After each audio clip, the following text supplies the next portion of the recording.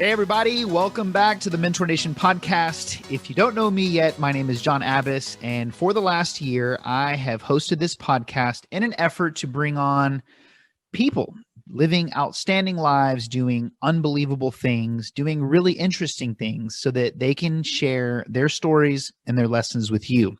If this is your first time listening or watching, please do me a favor, hit that subscribe button so that you get an alert every time a new episode releases. I would appreciate that. Today, I have a very special guest, and I believe he's very special for a lot of reasons, and I'm very excited for you to listen to this interview. Adam Hires is one of the most disciplined and focused individuals I have ever had the opportunity to interview. After becoming number one in the world of powerlifting in his weight class, he sought a new challenge, and in 2016, he joined the mortgage industry and quickly rose to the top 1% in the entire United States. Now, if that wasn't enough, he decided to inspire others after, think about this, 2016, he gets involved in a brand new industry and right out of the gate goes to the top 1% in the entire country. And to prove to himself that it wasn't luck or a fluke, and to also document his journey to inspire other people, he moves to a completely new city where he knows nobody, no contacts, no network, no friends. And he starts from zero to do it all over again while he's documenting the journey so that other people in the industry can see that his success is a state of mind and not luck. His story it was so interesting that I just had to have him on the podcast to talk about mindset, how to get unstuck if you're in some kind of a rut, whether it's mental or something else. But most importantly, how to develop what I call a resilience mindset. This is a great interview from someone that doesn't just talk the talk, but someone who is in the trenches day in and day out, and they're walking the walk as well. So without further ado, please help me welcome Adam Hires to the show. All right, Adam. Hey, welcome to the Mentor Nation podcast. Glad to have you on the show, brother. Man, I'm excited. Thank you so much for having me on. I'm very honored. Yeah, man. I know you're busy. You got a lot going on, crushing it in business and all, but I'm excited to talk shop with you today. And, it's a new year. It's 2021. A lot of entrepreneurs out there listening. Some of them, not all, had a rough year in 2020. Some need a mental reset. Some need a strategy, a plan, aha moment to get unstuck. And, I'm hoping that something you say will give that to them today. And I feel that you will. So for everybody listening, Adam, you have a really cool background. I mean, obviously you excel at everything that you do. You were a power lifter, went number one in your weight class, which is, I was too skinny to get into powerlifting, but, and then you transfer that skill set into the mortgage business, and that wasn't too long ago. And you rose to the top 1% of all money earners. And, whenever you can become number one or in the 1% of anything multiple times, different industries, I mean, as well as I do, it doesn't happen by accident. It's a mindset, there are skills, there's a routine, habits, there are things that are in play that will allow you to go into anything and do that. And so I'm just excited for you to dive into that. But I want to start a little bit just about your story. What got you into powerlifting? Were you like a runt when you were growing up and you're like, I'm gonna show everybody? Like, how'd that all start? Yeah, I appreciate that. And I love what you kind of talked about, getting people unstuck, because I feel like this, some of what I'm doing right now, hopefully can transfer of energy can go to the crowd and help them grow. So yeah, thanks for the introduction.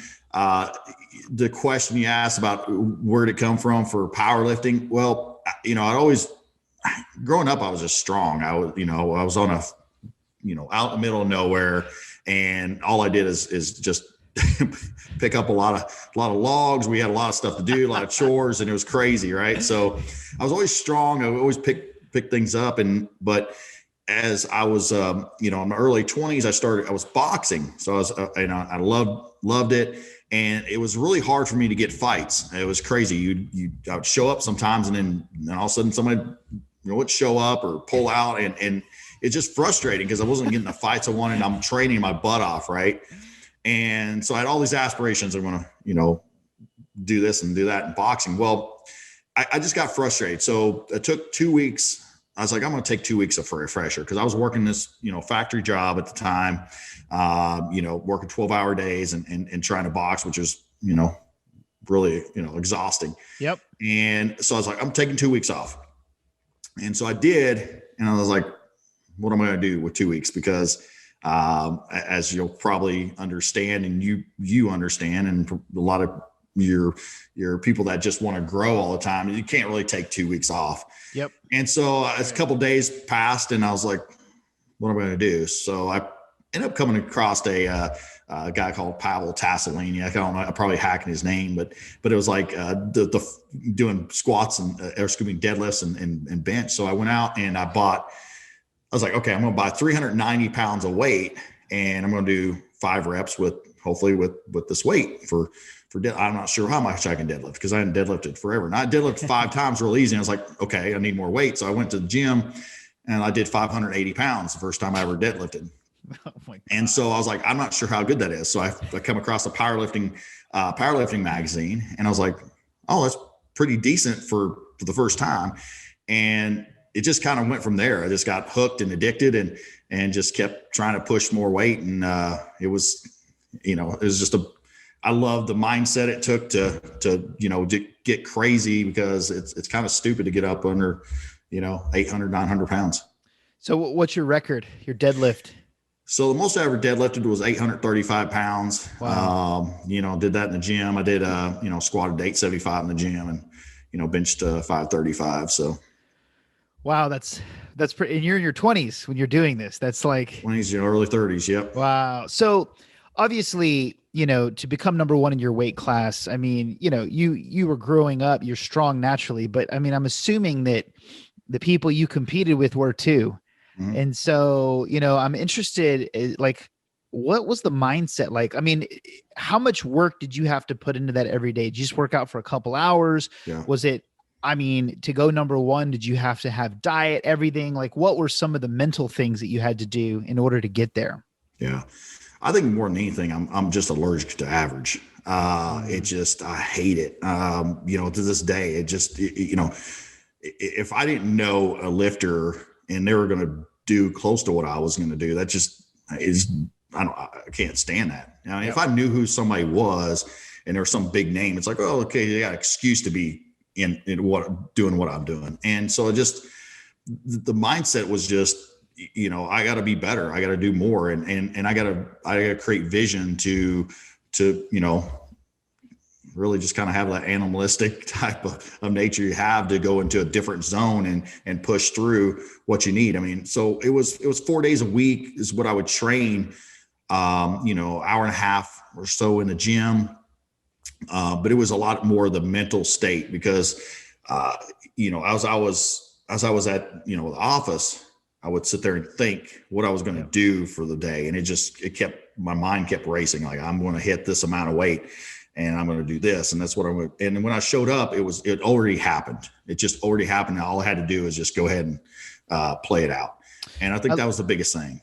I love that. It's funny. And I have to ask you this because I was rolling around today, believe it or not, right before this podcast. I connected with an old friend of mine.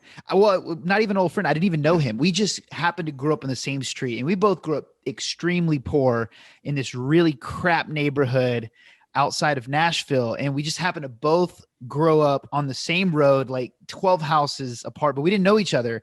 Mm. And we're both entrepreneurs now. And, just everyone we grew up with, they just didn't do anything with their lives. But, I'm rolling around with him because we're investing a lot into real estate now. And he owns dozens and dozens of homes. He's building like 45 homes, apartment complexes. I mean, he's built a huge business. And the whole drive this morning, we're like talking about like, why do some people have that drive and some people don't? And I'm listening to you right now, and I'm just like, you're in this small town.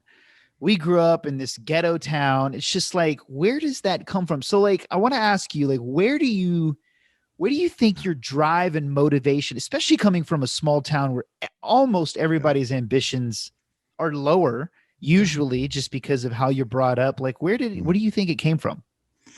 Well, I think some of that, I came from a really abusive father, just mentally and physically. Just the mental was worse. I'd get physically beat, and I was actually starting to write some chronicles on this, and I lost all trust in humanity, like when I was like 8 years old, when I got hit over the head with a shovel, and I reached up and blood was coming out of my head. And I thought, well, you can't trust anybody. Right. And so I had this through my teens, through my 20s. I mean, I never really came to, I never dealt with it. I thought I wasn't angry, but I was more angry than I let on.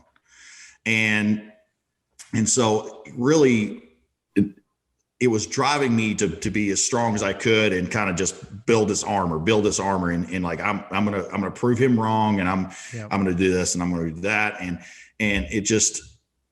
then at some point it shifted because it went from anger to trying to help people and be, be the exception. And like I went to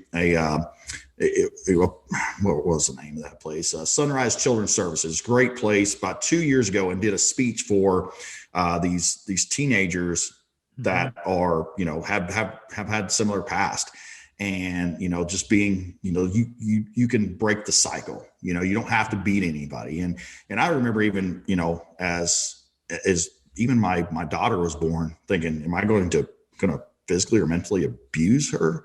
Because you have that, like, man, I can't be that. I can't be that person. So it just drove me to be different, to try to go forward. And at first it went from anger of maybe trying to prove my dad wrong to just, hey, listen, I want to be as far away from that and be helpful to people. But, I always have something obviously to prove myself. I mean, let's be honest. I mean, I got to prove to myself every day that I'm worthy of any accolade somebody says or what I'm doing. And it's just a internal drive every day that, I got to be better. And you're right. I mean, people, there's so many people that they're okay with just going through life and that's great. And that's fine for them. For myself and you and, your partner, it's just not a way. I can't really, it's like I have the poster over here. If it says, when you want to succeed as bad as you want to breathe, then you'll be successful. Right. Because it's just in our nature. You just have to be that driving force every single day. Who invented that? Was that the hip hop preacher? Was that Eric Thomas? I think Eric Thomas. Yeah. Great. Okay. I love it. You hear quotes and you're like, oh yeah, he invented that. Yeah. It's like, nah, Aristotle invented that like 3,000 years ago. He may have. Like they've all been around for a while, but it's absolutely true. And I just wanted to ask because we thought it was really fascinating, like just why you take two people from similar backgrounds and just two completely different outcomes. And we were trying to figure out like where. Like, is it environment? Is it a decision? And, we just got to a point where like, it's a combination of things and awareness. But so you obviously, you dealt with all of that. I'm really interested before we get into really helping the audience. What made you decide to get into the mortgage business and how, you just started in 2016 in record time. 'Cause unlike weightlifting where you were naturally strong, I highly doubt you were just naturally great at mortgages. So I'm glad you went there because I went through so much time of being angry and almost introverted because everything was going on and I was really driven. And so 8 years ago, I'm 34 years old at the time, and I hadn't done anything with my life as far as any profession. I mean, I was working, I wasn't a bum, but there was nothing, I wasn't trying to achieve anything great. And all of a sudden I was like, you know what, I need to do something. And it kind of flipped the switch. And I was, it's kind of crazy to think about. 8 years ago, I'm working at Aaron's Sales and Lease, and I'm I'm like calling people to get, them to pay their payments. And all of a sudden I'm like, okay, I'm going to be really good at this. And then I end up saying, okay, well, I'm going to be a general manager. And at the time I thought if you made $100,000, like nobody makes more than $100,000 pretty much except for athletes. And it's crazy to think about. So I'm like, so I got the general manager position and I'm all in. So I'm just studying. I'm trying to make myself better. Then I go to Ashley Furniture a few years later, like, okay, you can make more money and you got more, it's better. So I went over there for 2 years. And, when I got hired on at Ashley, it was like, okay, well, we're going to have this great store for you opening up and it's going to look like all these other Ashley stores and going to look great. Well, it ended up being in a Lowe's building, old Lowe's building. And it had not, like I spent more time arguing with people that is not a freaking green couch. It is actually brown. It's just the lighting. And so the setup was horrible, but I'm over there just, my biggest money maker was betting. And it's like, so I ran the highest betting percentage out there because I was like, you got to talk about betting. Right. And so there's a lot of issues. And this is one thing, by the way, for any listeners, like, don't make the mistake I did. I was the best salesman on the floor. I don't know how, because I just kind of really was, out of sheer will and studying. And then I knew I shouldn't have hired somebody. He come in front of me and I knew his story didn't add up. And I was like, I just need a salesman.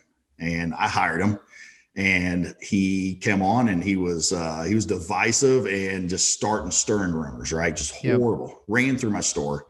Before I knew it, I didn't have a handle on it. I was, and I remember at the time I said, man, they're going to fire me. I told my ex-wife now, I said, they're going to fire me. She's like, they're not going to fire. I said, it's coming. It's coming. And so I started looking for a job and I was like, okay, what do I want to do? How can I make money? And I come across insurance and I was like, oh, maybe I could do insurance. And then I'm like, why don't I do mortgages? So I went and did 2 interviews, came back home and I said, hey, I love this. And I love this. I want to do this mortgage thing. And she says, is that all commission? I said, yeah. She said, you ain't doing that. That sucks. So I was like, okay.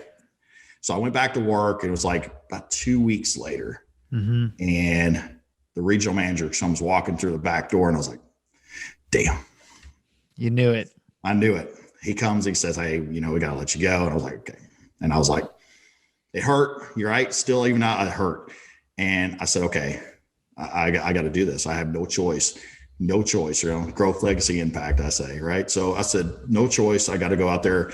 This is the only choice I have is to go and be a mortgage loan officer. And so I didn't tell anybody I was fired. I was going through just the boom. They hired me on. And I remember at the time that he said, hey, you can make $100,000 a year. You just got to call all these, you got to call the real estate. You just got to do this. And so I remember the first day, or it was like maybe a weekend, I said, hey, so I can make $100,000 my first year. He's like, well, man, that's difficult. And I was like, wait a second, kind of lied to me. And so I'm like, okay, are you as good as what you think you are? So I started YouTubing. Every research I could do. How's my sales dialogue? Who do I need to go to get business from? What's our key topics? Just all this stuff. And then I was like, okay, I just start calling, right? I was balling on a budget. I had no money. I had no money saved up. They gave me $2,500, I think it was, a month of like for 2 months to live on, to get in. But by my third month, so my first month in, I got 16 applications to apply for a loan. Next, I got like 30 something. And then the third month I closed 10 deals and I was like, oh, this is more money I've ever made in my life. And of course it just caught. And then a 6 month in, I did had like 20 loans in a month, and people were like, how in the heck are you doing this? Right. And it was just, you just flip the switch. And I tell people out there, like, it was a flipping a switch of where I directed my energy, obviously where I direct my energy, but I'm playing catch up. I'm playing catch up with you. I'm playing catch up with other people that were actually trying to do things good in business for a lot longer than I was. I've only really been trying to push business for 7-8 years, and in the mortgage industry for 4 years. And I'm a baby. And so I'm constantly pushing against this time capsule that I've been in, because I should be much further along in my mind, right? Because I didn't flip that switch into trying to self-develop anything other than being as strong and as I could possibly be. So, that's where I'm at. But people, you can just grow. I mean, you can grow very rapidly if you just Absolutely. every day. Yeah. Every day, Well, I want to unpack a couple of lessons here. Number one, for anybody listening, one of my favorite things that I heard you say was you made a decision, in your 30s. And we live in like such a shitty society today where people think that if they're not like a millionaire in their 20s, that they're behind, they're failing. And it creates this complex, I feel, for so many people where they bring this guilt and this baggage and this regret, and it prevents them from ever really focusing on something, which is the second lesson that I want to talk about, because they feel like they're so far behind that they're so busy distracted looking for like get rich quick opportunities and like, oh man, if I invest my time into this, or if I do this, or if I pursue this, and they forget and they don't realize that like the key to success is just you focus and you pick something. Cause I mean, I always, when I teach entrepreneurs, I'm like, look around you, whatever room you're in, somebody is becoming a millionaire doing anything that you see around you, whether it's making painting, carpet, chairs. And it's really powerful. I just want to like stress that, you made the decision in your 30s, you got involved, you focused, you studied, you learned, and then people, again, they're asking you how you did it. And it's crazy. My old neighbor, I knew him really well, but his wife made a decision just like yours. She got into real estate. She's younger. She is in her early 20s, but she decided to become a realtor, and she did all the things that nobody else wanted to do. In her first year, sold over 100 homes, grossed over $1 million. Awesome.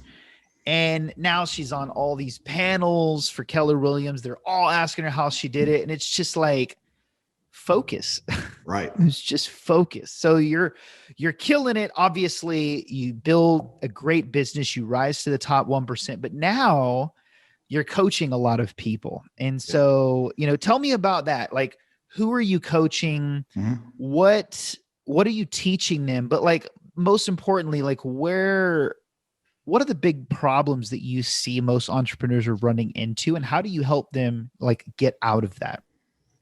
Yeah, great question. So, how that kind of started with the coaching is, where's your value? It's always, what's your value to a real estate agent? Is it just having a cup of coffee and say, hey, I can do a loan?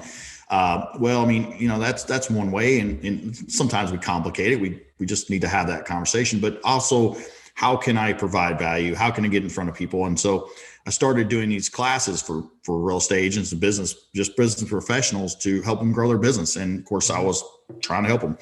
And, everybody's like, are you a business coach? I'm like, no, I'm a mortgage loan officer. And they're like, really?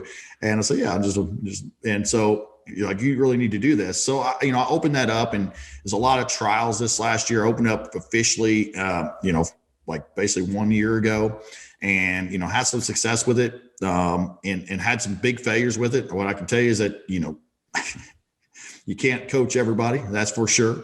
And right. I cannot coach I can't coach very well someone doing 3 loans a month. I can coach somebody better doing 10 loans a month to get them to 20. Going to 3 to 6. It's like, we just don't connect, right? Because I just don't understand why you can't like do a few things, right? So, but yeah, I mean, the biggest thing people miss out on, I think, is focus, right? I mean, you talk about entrepreneurs, and how many entrepreneurs that they want to do like 7 different things. Like, they listen to Gary Vee, Gary Vee is a genius. Like, if we could all be as badass as Gary Vee, right, we'd be okay. And we had a podcast, we had, all things going on he does. But I think people take his message wrong, like, and they're never really good at one thing. That's exactly right. At all. They're not focused, and they never get to any level. So, I made a big mistake off the bat. I hired a coach I shouldn't have for business coaching. She was never a 1%er. I mean, she's just not a 1%er at all. And really just was trying to learn it too. And she was trying to do this. And I was like, well, it was all in theory. And so it's the same thing when I was powerlifting. they have these gurus, that never squatted 400 pounds and trying to tell you how to squat 900. And it's like, it's not actual. Well, this is not actual. We know that. So I think the biggest thing is they're not focusing on one thing and becoming really good at it before they expand. Now, myself, the journey I'm on is I did business in Kentucky. That's where I was from for 20 years. Well, I decided a month and a half ago to come to Georgia. So part of my podcast I have is the journey from 0 to 150 loans in the first year in a new state. And it's all vulnerable. And it's like, because I ate some comfort food this last year because, I was doing really well. And I was doing my coaching, but I was like, okay, I'm actually going to scale some of that back.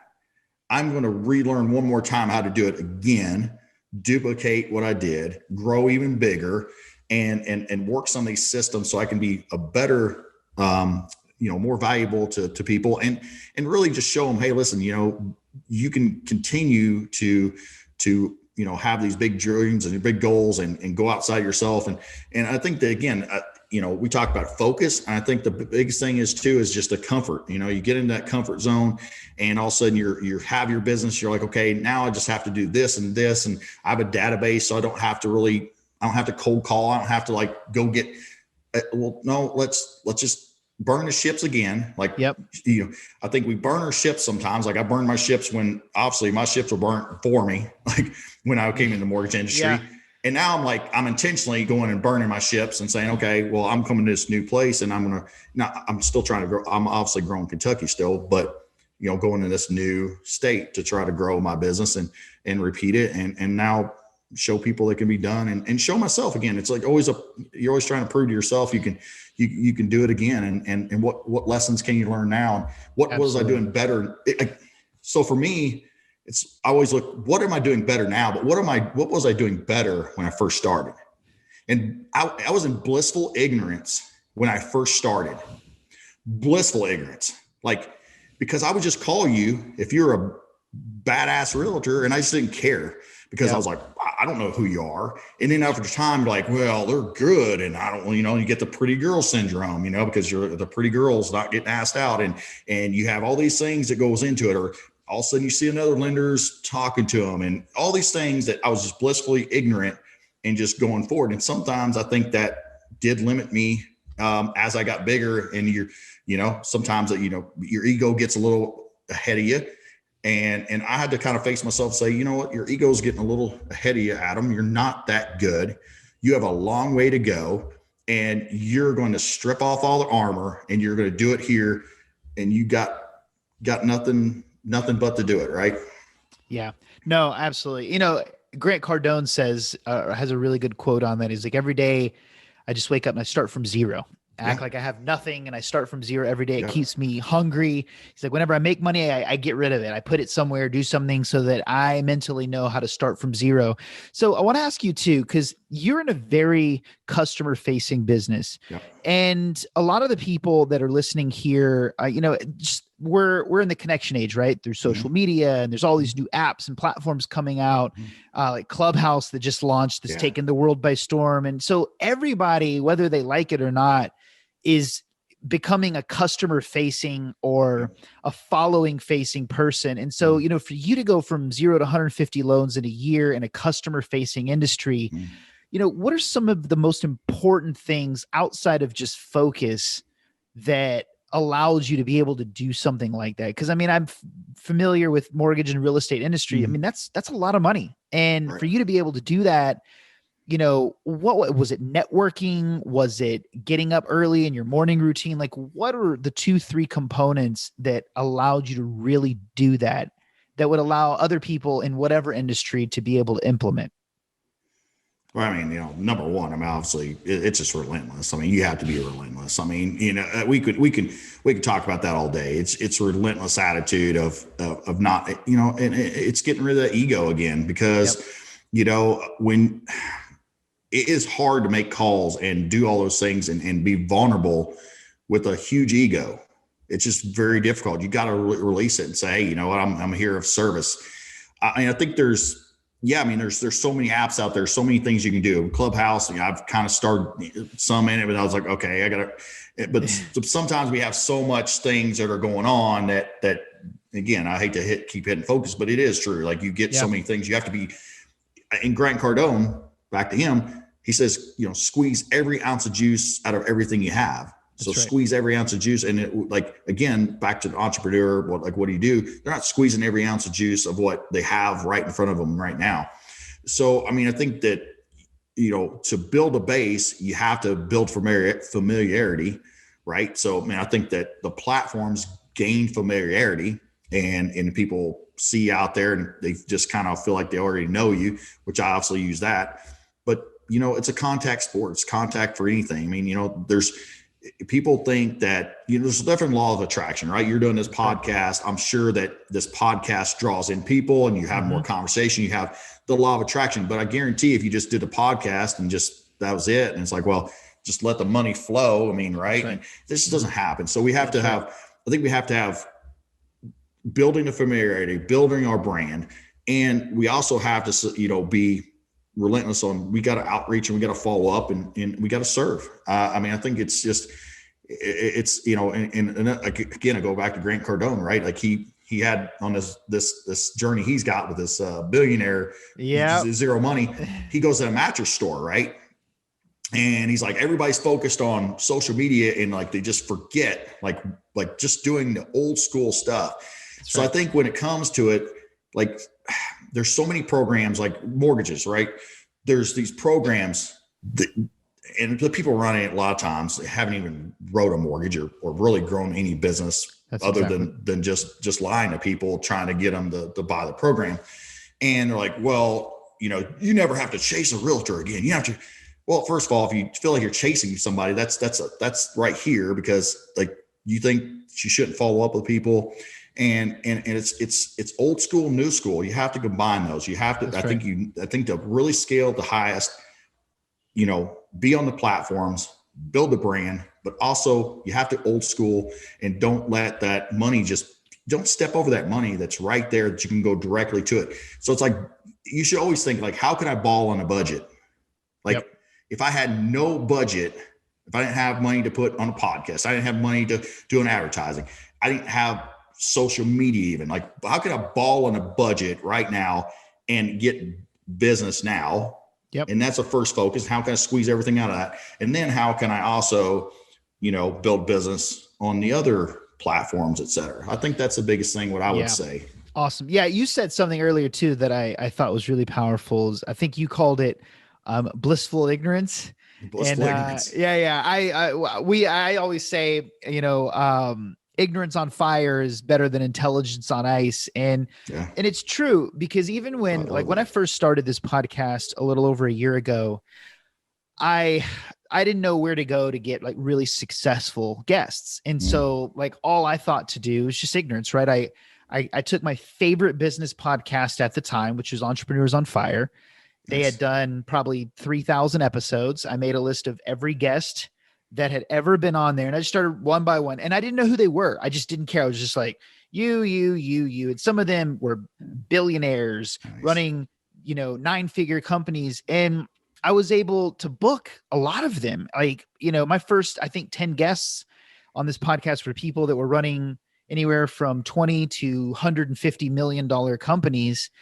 And, but now obviously I like look at somebody and I research who they are and I'm like, they probably won't respond. And I'm just like, that's so stupid. Like I was booking people and I didn't know how to interview worth a shit.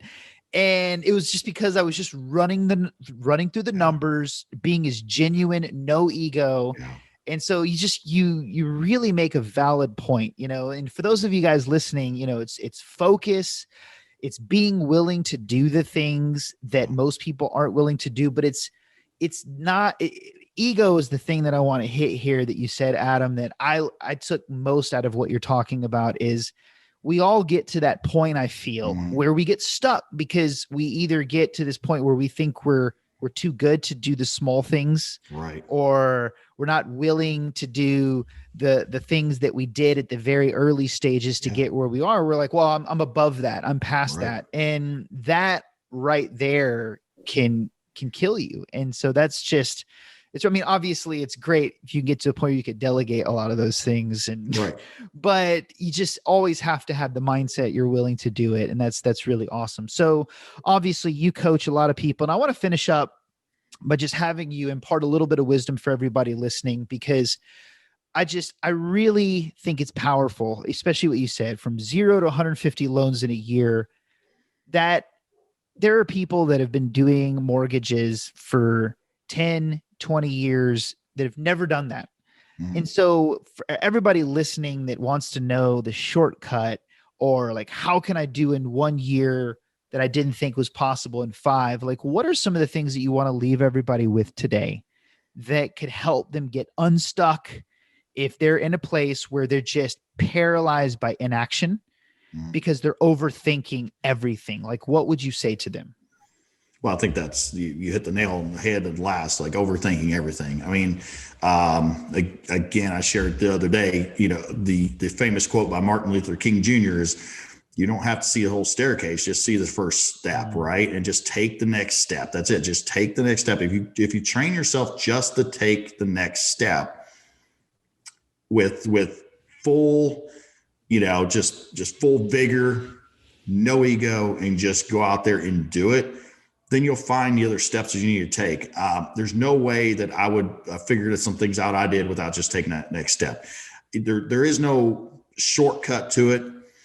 We all learn in our own time, but you got to force feed it. And kind of like I was talking about before, I always feel like I'm playing catch up, right? Yep. And so like, I don't so much do comparison, but I also look at, like, if they've done it, like, why can I not do it? And so, it's always good. And so I've had coaches where I'm like, no, I want to know how much you made. No, they're like, well, I want to brag. I'm like, I want you to tell me, like, because that's inspiring, and I want to. That's great. Yeah. And you want to hear those stories. But I would say if you're a mortgage loan officer, or you're somebody that has not achieved that type of 1% mentality, or that 1%, crown, or whatever you want to call it, in your industry, then right now, just take everything that you've done that's been successful for you and absolutely squeeze every ounce of juice of that out right now, and see if there's anything else that you can do to add on to that. But just absolutely squeeze that juice as much as you can. And the thing is that you're going to have to add people. You're going to have to build. You're going to have to do things that reach outside the comfort zone. So for example, a mortgage loan officer all the time, it's like, well, I got to get to this point before I hire somebody. No, that's the opposite thinking, right? Yep. It's you hire someone and you fill in the gap. Like, right. You always fill in the gap. You figure out how to fill in the gap. And so just take that next step, understand it. You squeeze every ounce of juice. If you're, and just, you just got to put one step in front of the other. I mean, I don't know that I answered that as best as I normally would, but I think it's just a mentality that you just got to embody. And again, you talked about it, is just, be willing to do the things that, that are, that you would always be, that you did before. And again, just take that next step. Awesome. No, I love it. So for the people listening that want to follow your content, your work, what's the best way to get in touch with you, follow anything that you're putting out there into the world? How can people connect with your content? So you can find me on pretty much any platform. I'm on, Facebook, Instagram. I'm not on Twitter. I don't Twitter, but LinkedIn, Adam Hires. You can just find me on Adam Hires. Mortgage Talks is my podcast. I have some amazing guests on there. Awesome. That's not just for mortgage loan officers. It's a lot of mindset things. It's a lot of things that they can do to implement into our business. So it's there to help them. But Mortgage Talks, I'd love somebody to come by there and check it out. Awesome. And that's I'll put the links in the show notes. Awesome. Man, Adam, this is a very insightful episode. Appreciate having you. You said some really awesome things that I think for sure will help everybody We're still in January. We're still very early, the first 2 weeks of the new year. So I really want to say that I appreciate the wisdom and just some of the things that you said today. So thanks for being on the show. Man, what a pleasure. I appreciate it. Yes, sir.